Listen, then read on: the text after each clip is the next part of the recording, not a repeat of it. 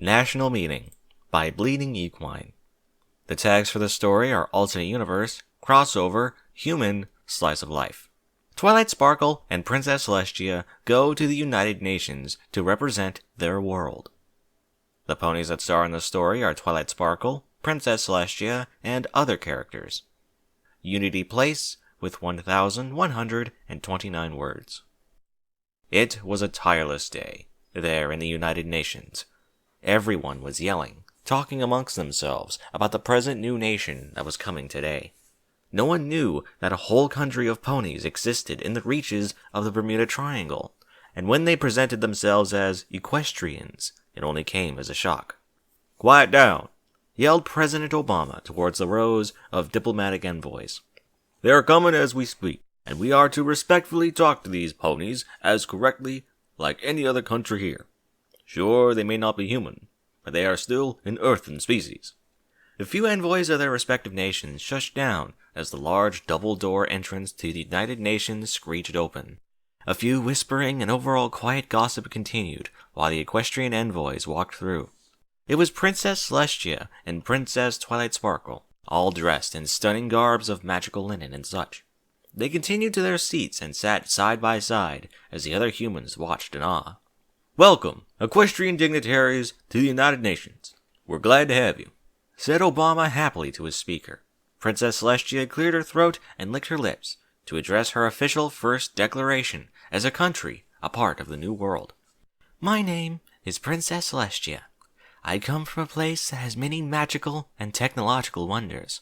We'd love to inform to all that magic is very real and that it can be manifested. Throughout history, humans have had this in their stories, literature, and more, but I am here to bring all of this back to what was lost. Our world is an egalitarian one. We do not discriminate much, and we treat our hooved brethren, clawed or footed, with equal respect.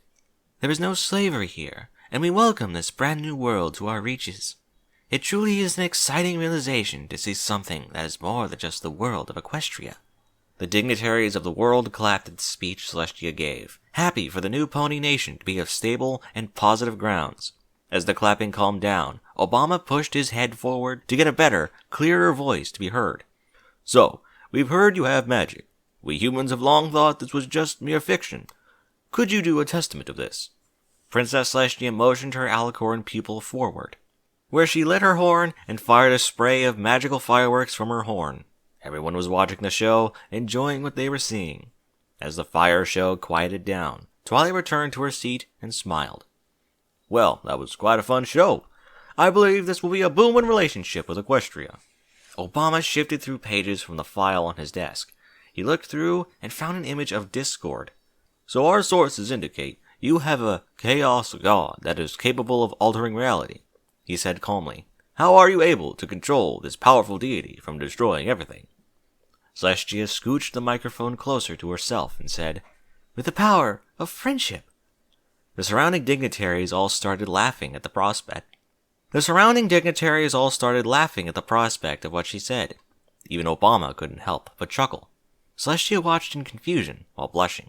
She did not know what she said was wrong. The laughter died down, and Obama addressed this. "All right, so this friendship you speak of, what exactly is its uses, if you could explain?" Celestia scrunched her face. "Well, we were able to befriend the creature without resorting to violence.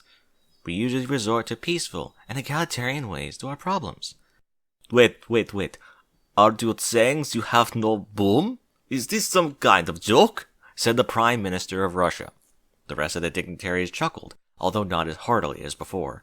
"Well, we have magical abilities. We don't resort to." "Have you been in any wars or any type of mass death in the past 100 years? said Obama questionably.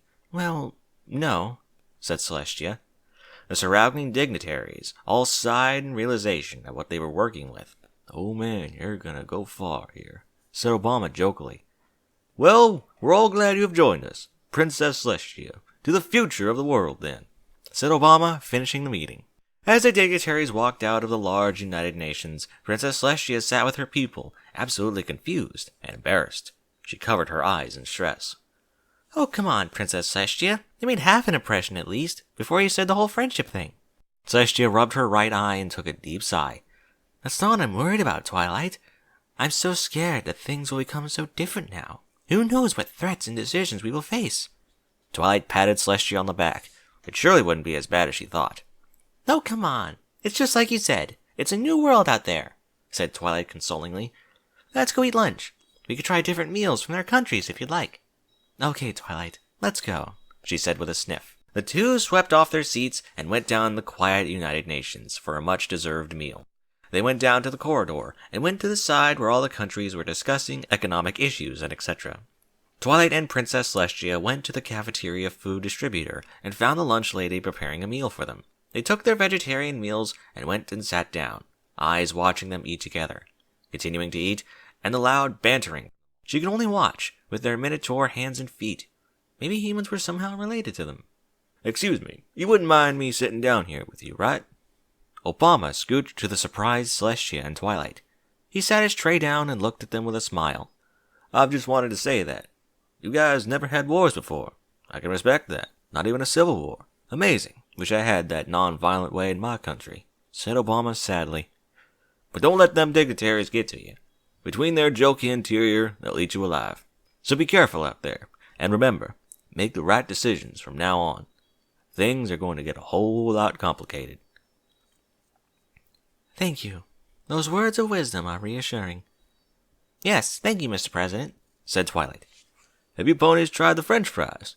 They're to die for, an American favorite. The three continued their conversation throughout the time they had. Overall, it was very pleasant.